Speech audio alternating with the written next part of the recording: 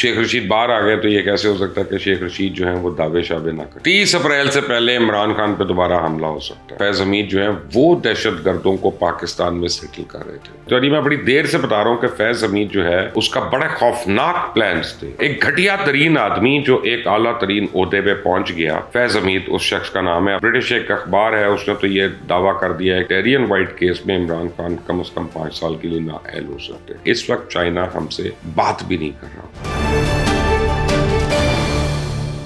السلام علیکم، آپ دیکھ رہے ہیں مبشر لقمان یوٹیوب چینل. میرا نام مبشر لقمان ہے. اب تو شبر زیدی نے کہہ دیا کہ جی ناکامی قبول کریں اور ڈیفالٹ کو ایکسیپٹ کر لیں. اور خواجہ آصف کا تو بڑی ٹرولنگ ہو رہی ہے جب سے انہوں نے کہا ہے کہ پاکستان ایکچولی ڈیفالٹ کر چکا، اور ان کی اس بات کو لے کے لوگ ان کو بڑا بینڈ باجا بجا رہے ہیں. شیخ رشید باہر آ گئے تو یہ کیسے ہو سکتا ہے کہ شیخ رشید جو ہیں وہ دعوے شعبے نہ کریں. وہ کہتے ہیں جی 30 اپریل سے پہلے عمران خان پہ دوبارہ حملہ ہو سکتا ہے. اب یہ عجیب قسم کی باتیں ہیں اور یعنی اس کے پیچھے کوئی لاجک نہیں ہے. پھر ان کو پکڑا جائے گا اندر کہ اب بتاؤ کہ تمہارے پاس کیا انفارمیشن ہے، اس پہ کیسے حملہ ہوگا. تو پھر وہ روئیں گے، پھر وہ گلے ملیں گے وہ پولیس والوں کو، کانسٹیبلوں کو، اور پھر وہ کہیں گے کہ دیکھو میرے ساتھ یہ ہو گیا، مجھے سونے نہیں دیا، 2 دن 2 راتیں بڑی کٹھن تھی میرے اوپر. آپ کیوں ایسی باتیں کرتے؟ کل کو آپ کو کہے اچھا آ کے عدالت میں تم نے جھوٹ بولا، تم نے غلط سٹیٹمنٹ دیا، تم آ کے اس کو پروف کرو. تم نہیں کر سکتے اس کو، تمہارے پاس کوئی بیسس نہیں ہے یہ بات کرنے کا، لیکن تم نے کہنا تھا کہہ دیا. اور شیخ رشید صاحب کہتے ہیں صدر مملکت یا الیکشن کی تاریخ دیں یا استعفیٰ دیں. اور بھائی اپنے صدر کے اوپر کیوں اتنی ٹینشن دے رہے ہو؟ بیچارہ دانتوں کا کیڑا نکال سکتا ہے، اس سے زیادہ کوئی کام نہیں کر سکتا. اور ان کو کہہ رہے ہیں پیر تک استعفیٰ دے دیں یا پھر اپنا الیکشن اس کی تاریخ دے دیں. اور اب تو دیکھو جی مریم نواز نے بھی کہہ دیا کہ یہ ہماری حکومت نہیں ہے. وہ بھی پتلی گلی سے نکل گئی، کنی کترا کے نکل گئی. انسانی حقوق کے جو ہمارے وزیر ہیں، وفاقی وزیر ریاض بھی زیادہ، انہوں نے کہہ دیا کہ جی وہ سابق ڈی جی آئی SI جنرل فیض حمید جو ہیں وہ دہشت گردوں کو پاکستان میں سیٹل کر رہے تھے اور وہ TTP والوں کو پاکستان میں لا رہے تھے. اور میں بڑی دیر سے بتا رہا ہوں کہ فیض حمید جو ہے اس کا بڑے خوفناک پلانز تھے، بہت ہی خوفناک اس کے عزائم تھے. اور وہ ایسا ایک ناسور ہے اس نے کہ ہمارے سوسائٹی میں مختلف طبقوں میں فیض حمید جو ہے مختلف جگہوں پہ جا کے پھیلا ہوا تھا، اور ایک وہ کالے ناگ کی طرح پھن پھیلا کے وہ ہر ایک کو ڈس رہا تھا، ڈنگ رہا تھا. خاص طور پہ اس ملک کو اس نے بڑے ڈسا اور اس ملک کو اس نے بہت ڈنگ ماری ہے. اور عمران خان نے اس کو اتنا طاقتور بنا دیا تھا، اتنا طاقتور بنا دیا تھا کہ وہ عمران خان کے لیے ہر جائز ناجائز باتیں اس کی پوری کراتا تھا، اس کی پولیٹیکل اپوزیشن کو ختم کراتا تھا، اس کی 2 نمبریوں کو ختم کرواتا تھا، ان کو چھپاتا تھا. اس کی اپنے کرتوت جو فیض حمید کے ہیں، اس کی اپنی جو کرپشن، اس کی جو مالی کرپشن، اس کی جو معاشی کرپشن، اس کی جو اپنی ذاتی کرپشن جو ہے، اس کی کیریکٹر کی کرپشن جو ہے، وہ ایک طلسم مشربہ کی داستان ہے. اور ایک گھٹیا ترین آدمی جو ایک اعلیٰ ترین عہدے پہ پہنچ گیا، فیض حمید اس شخص کا نام ہے. اب تو ریاض پیر زادہ نے کہہ دیا کہ دہشت گردوں کو پاکستان میں لانے والا پاکستان کا ہمدرد کیسے ہو سکتا ہے؟ تو پاکستان کا دشمن ہے، وہ تو انڈیا کے ہاتھ بٹا رہا ہے، وہ تو ان کے ہاتھ اسٹرانگ کر رہا ہے، کیونکہ TTP کے پیچھے تو ہندوستان ہے، انڈیا ہے، اجیت ڈیول ہے. لیکن اب پتہ چلتا ہے کہ اجیت ڈیول کے ساتھ ساتھ فیض حمید بھی TTP کا خیر خواہ ہے. اینی وے ریاض پیر زادہ صاحب یہ بھی کہتے ہیں کہ جی آرمی چیف پہ آرٹیکل 6 نہیں لگنا چاہیے، کہ ایک دفعہ آپ نے لگا دیا تو پھر ایک نیا پنڈورا باکس کھل جائے گا.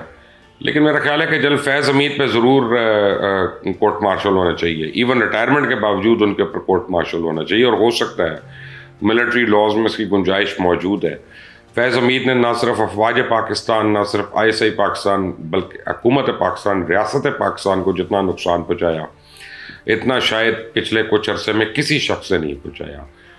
اور ان کے کارنامے جو ہیں وہ ایکٹریسز سے لے کے ناچنے والیاں، گانے والیاں، سب کو ان کے کارنامے جو ہیں وہ زبانی یاد ہیں. بڑی آ کے گواہیاں دیں گی اگر ایک دفعہ یہ انکوائری کھلے گی تو. اور بلکہ میں تو سمجھتا ہوں کہ ان کے گھر والوں کو بھی پتہ چلے تو وہاں پہ بھی اس کو جوتیاں پڑنی چاہیے اس شخص کو.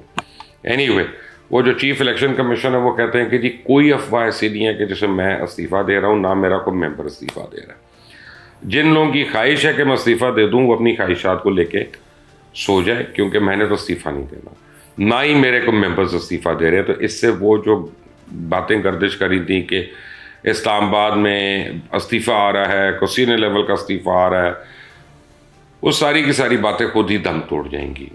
اب برٹش ایک اخبار ہے، اس نے تو یہ دعویٰ کر دیا ہے کہ جی ٹیرین وائٹ کیس میں عمران خان کم از کم 5 سال کے لیے نااہل ہو سکتے ہیں۔ اب اس نے کس بیسس پہ کہا؟ obviously وہ کیس کو دیکھ رہا ہوگا، اس کو فالو کر رہا ہوگا، وہ دیکھ رہا ہوگا کہ جو نئے ایویڈنس آئے ہیں کورٹ کے اندر اور جو سبمٹ ہوئے ہیں، اور جس طرح سے عمران خان تڑپ رہا ہے وہاں پہ کہ کسی طرح وہ کیس کو نہ ہیئرنگ کی جائے اس کی، کیونکہ ہمیشہ اس کا یہی رہا۔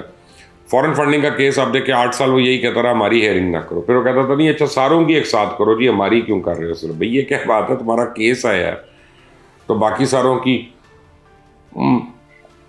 کیسے ہو سکتی ہے؟ لیکن بہرحال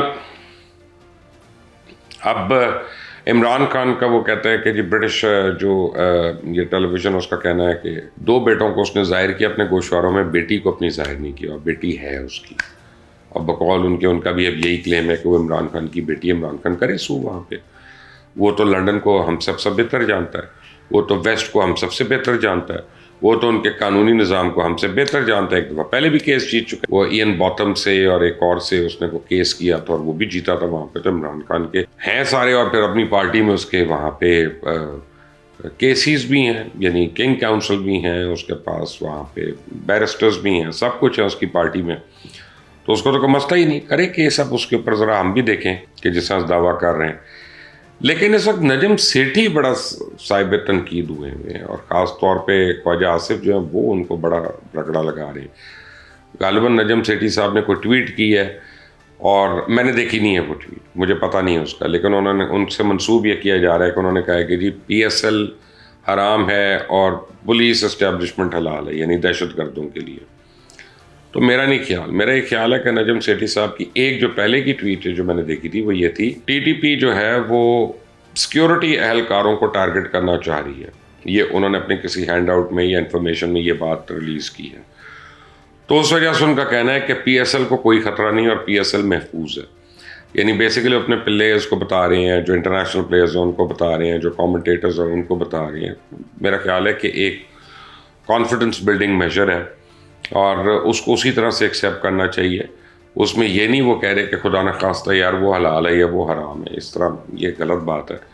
خواجہ آصف کو بھی کیئرفل ہونا چاہیے اس طرح کے فوری طور پہ، آپ اگر اس چیز کو ہائی لائٹ آپ کرنا شروع ہو جائے، فرض کریں انہوں نے کہہ دیا، بالفرض مجھے نہیں پتا، لیکن فرض کریں انہوں نے ایسے کو بات کی ہے تو اس کو ہائی لائٹ نہ کریں، آپ الگ سے ان کو بلائیں اور بات کریں اور کہیں کہ پارٹنر یہ بات صحیح نہیں ہے، تم اس طرح سے تم غلط بدنام کر رہے ہو پاکستان۔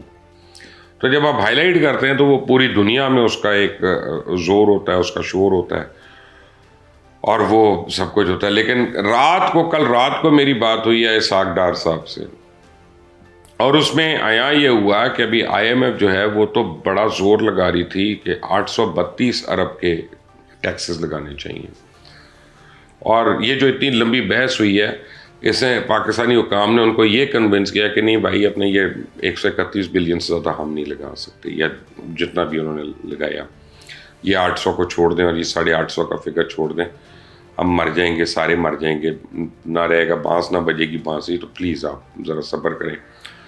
تو بڑا ٹائم لگ گیا، لیکن اب آئی ایم ایف اس کو مان گئی ہے۔ ڈار صاحب اس وقت دبئی میں، اور دبئی سے بھی ان کو امید ہے کہ اگلے 1-2 دن میں کوئی نہ کوئی ہمیں کوئی ریلیف پیکج ہمیں ملنے کی امید ہے۔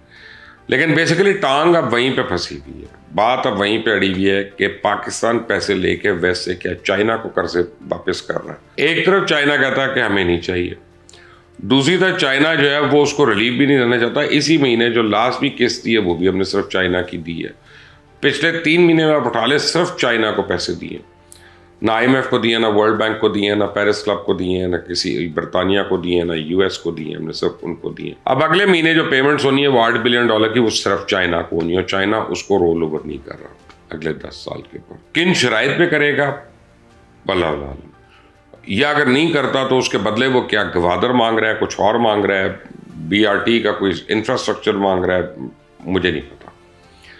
تو یہ تو اب پتہ چلے گا اگلے 1 ہفتے تک، جب وزیر اعظم جو ہیں وہ چائنا کا دورہ کریں گے تو پھر پتہ چلے گا چائنا کی ایکچولی ڈیمانڈس کیا ہیں۔ لیکن اس وقت چائنا ہم سے بات بھی نہیں کر رہا، اور یہ بات انہوں نے 4 سال سے بند کی ہوئی ہے۔ عمران خان کے پہلے 1.5 سال گزرنے کے بعد انہوں نے پاکستان سے بات چیت بند کر دی تھی، اور اس حکومت کے سے بھی، حالانکہ شہباز شریف سپوزڈلی چائنا کے بڑے کلوز ہیں، لیکن ان کو بھی کوئی دال نہیں ان کی گلی ابھی تک۔ مین وائل ہمارے یہاں بڑا برا حال ہو گیا. ہمارے یہاں جو فائنینشیل کرنچ ہے, جو ہمارے یہاں فارن ایکسچینج کا حال ہے, جو ہمارے یہاں پاور سیکٹر کا حال ہے, جو ہمارے یہاں بجلی کی قیمت ہے, انرجی کی قیمت ہے, ہماری ملز بند ہونا شروع ہو گئی ہیں.